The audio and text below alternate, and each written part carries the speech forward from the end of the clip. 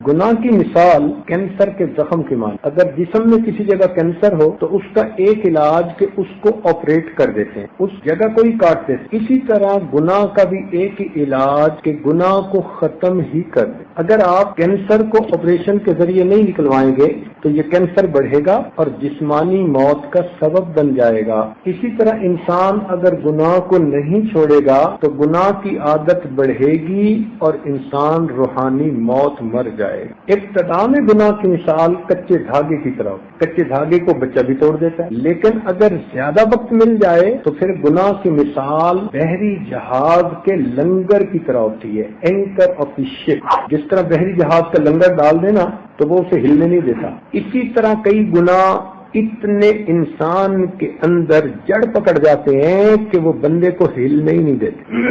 چھوڑنا بھی چاہے تو چھوڑنا مشکل. اس لیے جتنا بھی جلدی ہو سکے گناہوں کو چھوڑنا چاہیے. اللہ تعالیٰ نے ہر چیز میں کوئی نہ کوئی تاثیر رکھی ہے. اگر آپ دیکھیں تو آگ گرم ہوتی ہے، تاثیر ہے کہ وہ گرم ہے. دنیا میں جہاں آگ پائی جائے گی وہ گرم ہوگی، اور برف کی تاثیر کہ وہ ٹھنڈی ہوتی ہے. جہاں بھی دنیا میں برف ہوگی وہ ٹھنڈی ہوگی. پانی کی تاثیر گیلا ہونا، جہاں بھی دنیا میں پانی ہوگا یہ گیلا ہوگا. اسی طرح گناہوں کی تاثیر پریشانی ہوتی. دنیا میں جہاں بھی گناہ ہوگا اس کا نتیجہ پریشانی. یہ ہو ہی نہیں سکتا کہ انسان کبیرہ گناہ کا مرتکب ہو اور اسے پریشانی نہ ہو. کوئی کتنا کامیابی سے گناہ کیوں نہ کر لے، اس کو سمجھانے والا کوئی نہیں، اس کو روکنے والا کوئی نہیں. اس کو گناہ کے تمام مواقع میسر ہیں. اپنی من پسند کا وہ گناہ کر رہا ہے، مگر اس گناہ کے کرنے سے اس کے دل کا سکون لٹ جائے گا. آپ نے دیکھا ہوگا بڑے بڑے امیر کبیرہ آدمی، تخت بھی ہے، خزانے بھی ہیں، ہر نعمت ان کے پاس ہے، جو چاہتے ہیں کھاتے ہیں، جو چاہتے ہیں پیتے ہیں، جہاں چاہتے ہیں راتوں کو سوتے ہیں. مگر ان کے دلوں میں پریشانی ایسی ہوتی ہے کہ راتوں کو نیند نہیں آتی، ان کو نیند کی گولیاں کھا کے سونا پڑتا ہے. آخر یہ پریشانی کہاں سے آئی؟ ظاہر میں تو کوئی پریشانی نہیں ہے، اتنا پیسہ ہے کہ ہر کام ان کا ہو رہا ہے. تو معلوم ہوا کہ یہی گناہ ہیں جن کی تاثیر یہ ہوتی ہے کہ وہ دل کو پریشان کر دے. اس لیے آپ آج پوری دنیا میں سفر کر کے دیکھیں، آپ کو ہر بندہ پریشان نظر آئے گا الا ماشاء اللہ. جن ملکوں کو ہم امیر ملک کہتے ہیں وہاں آپ جس سے بھی پوچھیں کہ آپ کا کیا حال ہے، آگے سے جواب ملے گا لائف از ویری ڈیفیکلٹ. وہ نامعقول ساری رات کلبوں میں گزارتے ہیں، ڈانس کرتے ہیں، مزے اڑاتے ہیں. اب کیوں کہہ رہے ہیں کہ لائف از ویری ڈیفیکلٹ؟ اس لیے کہ ان کاموں کے کرنے سے ان کے دلوں کا سکون ختم ہو چکا. جہاں بھی دنیا میں گناہ ہوگا آپ سمجھ لیں کہ وہاں پریشانی ہوگی. یوں سمجھیں کہ ہر گناہ کے ساتھ کچھ پریشانی بندھی ہوئی ہوتی ہے. بندہ اگر اس گناہ کا ارتکاب کرے تو وہ پریشانی اس کو لپٹ جاتی ہے. آپ ایک دنیا میں ایسا بندہ نہیں ڈھونڈ سکتے کہ جو گناہوں بھری زندگی گزارتا ہو اور پھر اس کو دلی بھی سکون نصیب ہو.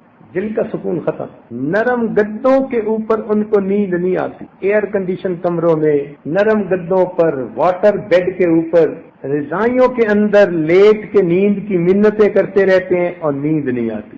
گولیاں کھا کھا کے سوتے ہیں. وجہ کیا؟ کہ گناہوں کی وجہ سے دل کا سکون ہی لٹ جاتا. جتنی سہولیات زندگی آج ہے نا اتنی پہلے کبھی نہیں. بلکہ جو عام بندے کو آج سہولتیں نصیب ہیں یہ پہلے وقت کے بادشاہوں کو بھی نصیب. آپ بتائیں کہ آج کے غریب بندے کے گھر میں بھی بجلی کا بلب لگا ہوتا ہے، پہلے وقت کے بادشاہوں کو نصیب نہیں. ان کے یہاں بھی چراغ جلتے. آج کے غریب آدمی کے گھر بجلی کا پنکھا لگا ہوتا ہے، پہلے وقت کے بادشاہوں کو بھی ہاتھ سے پنکھا جلا کر. آج کا غریب آدمی بھی ٹھنڈا برف کا پانی پی رہا ہوتا ہے، ریفریجریٹر کا پانی. پہلے وقت کے بادشاہوں کو بھی گھڑے کے پانی نصیب ہوتے. آج کا ایک عام آدمی بھی بسوں اور کاروں پہ سفر کر رہا ہوتا ہے، ویگنوں پہ سفر کر 50 میل کا سفر کرنا 1 گھنٹے کی بات ہوتی. پہلے وقت کے بادشاہوں کو بھی اونٹوں پہ سفر کرنے پڑتے. اگر ایک ملک سے دوسرے ملک جانا ہوتا مہینوں سفر میں لگ جاتے. آج ایک فلائٹ پر آپ بیٹھیں 24 گھنٹے سے پہلے دنیا کے دوسرے کنارے تک پہنچ چکے ہوتے. تو جو سہولتیں آج نصیب ہیں یہ پہلے نہیں تھی. لیکن جتنی پریشانی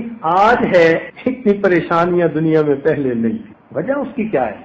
وجہ اس کی یہ ہے کہ آج منمانی بڑھ چکی، نافرمانی بڑھ چکی، نافرمانی کی وجہ سے زندگیوں سے برکتیں نکال لی گئی۔ پیسوں کی کمی نہیں ہوتی لوگوں کے پاس، مگر پریشانیاں ختم نہیں ہوتی۔ لنگوٹ باندھ کے روز نکلتے ہیں گھر سے، آج میں نے اپنی سب پرابلمس کو سارٹ آؤٹ کر دیا۔ ایک پرابلم ختم نہیں ہوتی، دوسری اوپر سے، وہ ختم نہیں ہوتی، تیسری اوپر، وہ ختم نہیں ہوتی، چوتھی اوپر سے۔ یوں لگتا ہے کہ کوئی تسبیح ٹوٹی اور اس کے دانے ایک کے اوپر دوسرا نیچے گرتے چلے جا۔ اللہ تعالیٰ نے قرآن مجید میں فرما دیا، ما اصابکم من مصیبت فبما کسبت ایدیکم، تمہیں جو بھی مصیبتیں آتی ہیں تمہارے ہاتھوں کی کمائی ہے۔ ارشاد فرمایا، ظاہر الفساد فی البر والبحر بما کسبت ایدی الناس، خشکی اور تری کے اندر جو بھی فساد ہے وہ انسانوں کے ہاتھوں کی